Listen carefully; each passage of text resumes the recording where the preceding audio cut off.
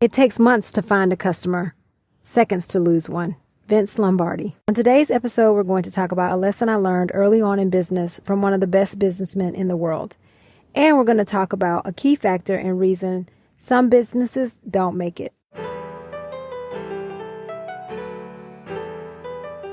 You have the power to be the boss of your own life.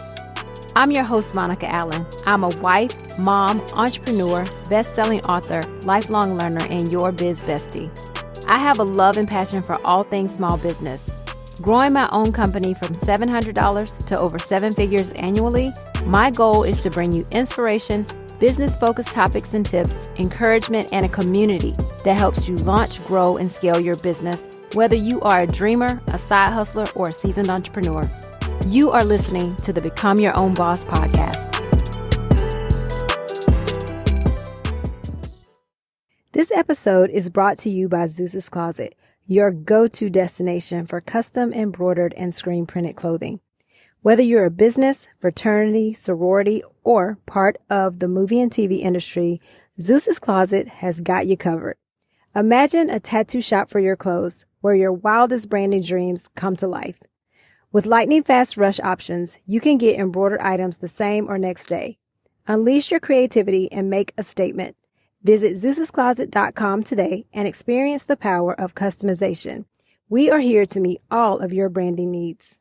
When I first started working, my very first job was at Walmart.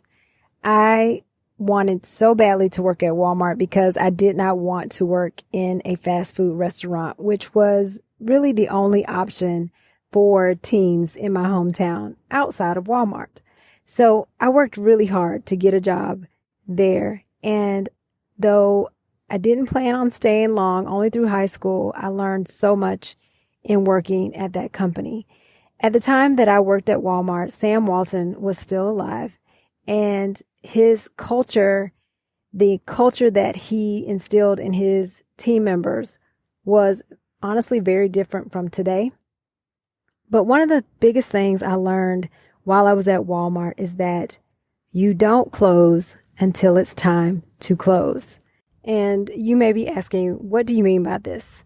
Well, our hours at Walmart in my small town of Madison was 9 a.m. to 9 p.m. And that meant the door did not lock until 9 p.m. And if someone walked in that store at 8:59 and 59 seconds, they could shop in the store. Of course, we could do the announcements about the fact they were closed, but they were to be treated with respect. They were able to shop and get their purchases made. And we were to be humble, appeasing, and wonderful customer service representatives.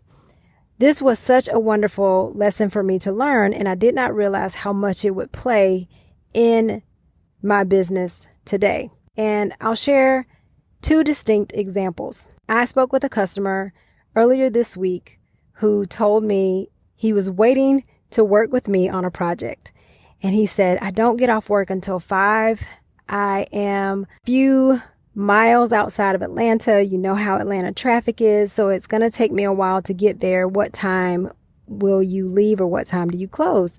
And I said, well, our store closes at 6, but I'm usually here till about 6:30, so just get here when you can. Well, he came at about 6:05, and he did not leave our store until 7:20. And though, of course, I could have been upset or said I have to go or things like that, which I would not do. But I helped him, and honestly, he spent about $1,500 on his order. Now, I contrast this with after I helped this customer, I went to a restaurant with my family, and it's a new restaurant. They just opened a few months ago, and we wanted to support, we wanted to try it. It's in our neighborhood. And the thing that really got me was as we waited on our food, which took a while, but they had a sign up that said, your food is made fresh. It takes a minute. Please be patient. And that was cool. But a customer walked in at around 8:50, and I had already looked up online before we went to see what time they closed. They closed at 9 p.m. Well, this customer walks in at about 8:50, and the young man behind the counter says, "Are you here to pick up?" And he said, "No, I'm here to place an order." And the young man said, "Oh, we're closed.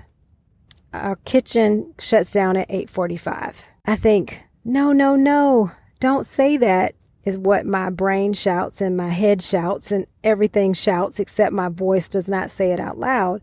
But I tell my daughter, I say, he is not going to come back here. They have lost a customer. That was an opportunity to get a new customer, to impress a new customer. This is a new establishment that has only been open 3 or 4 months. You see, my thought is, if you close your kitchen at 8:45, then make your hours, whatever your open time is, until 8:45. Don't have Yelp, Google, the various directories show that your establishment stays open to 9, because you're not open until 9. You're open truly until 8:45, and then you're shutting down your kitchen. Now, if it were my restaurant, and it's not, but if it were my restaurant, my hours would be until 9, and my team would know, don't expect to get out of this restaurant until 9:30, maybe even 10, because we service our customers up until 9 p.m. And don't get me wrong, I understand everyone has to go home.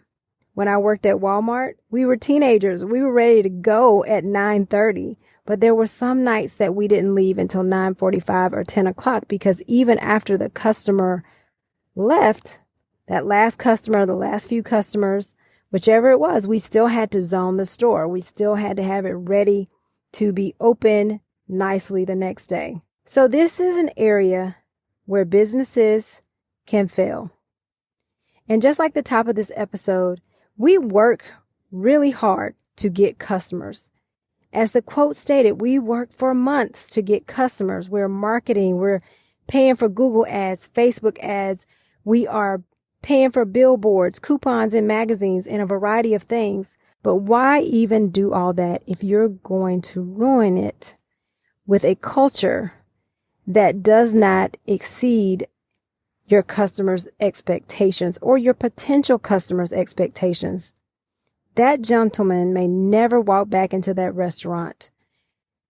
And I've experienced that myself. I've experienced going to a restaurant 10, 15 minutes before the closing numbers on the door and receiving the cutting across the throat, we're closed signal.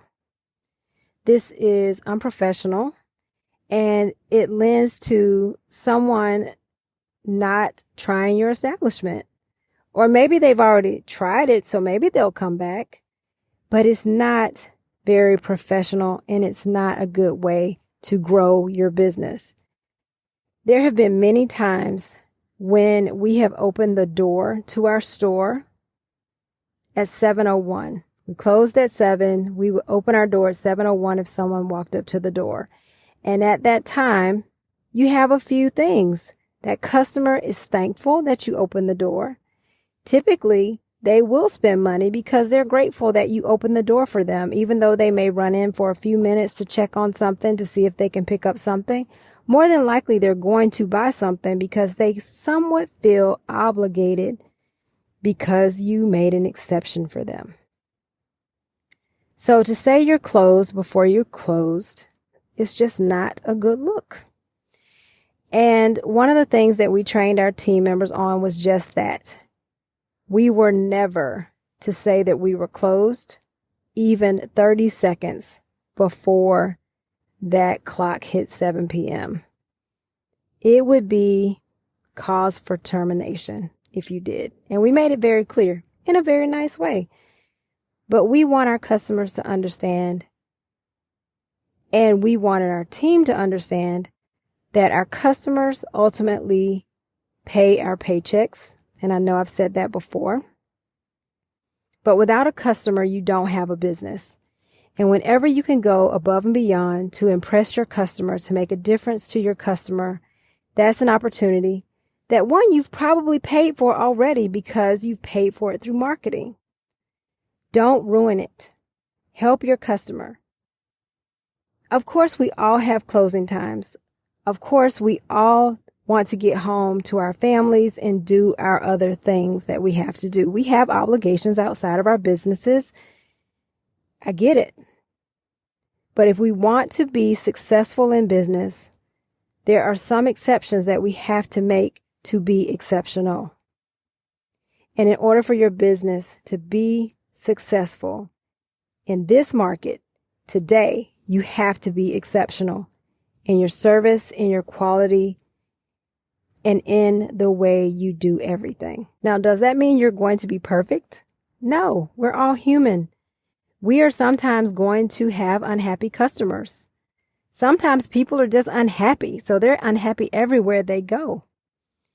But when you know and you can rest upon the fact that you gave it your best, you did your all, you put your best foot forward, then you know that you have done a good deed for your customers, for your clients. But if it's not the case, then that's a whole different thing.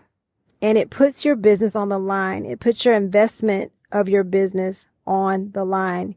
Your time, your energy, your money.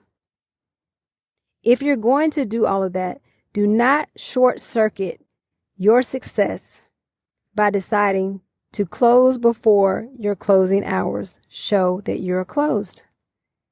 Be exceptional to your customer. Thanks for tuning in today. I'm grateful for you. I hope that you can take this little bit of a nugget and use it in your business. This was not going to be my topic today, but after witnessing this customer being told that this restaurant was closed, and me staying an hour and a half over my normal time to service a customer and client, it really made me think about the difference between successful businesses and those that fail. Now, don't get me wrong. Every business does not fail because they decide to close early. But if you're willing to make that compromise, you may make compromises on other things, quality, the people you hire, a variety of areas if you're not careful. So I hope this is helpful for you to take a look at your business and see where there are ways and places you can be more exceptional. Stand out above the competition. Stand out above the crowd. As always, I'm grateful for you taking the time to listen. Take a minute to hit the subscribe button and go and leave a review for the podcast. Don't miss the 2-minute takeaway Tuesday episodes. A new one was published this week, so if you missed it, go back and check it out. Also, take a moment to join the Become Your Own Boss community by visiting monicaallen.com. We kicked off our first newsletter this month.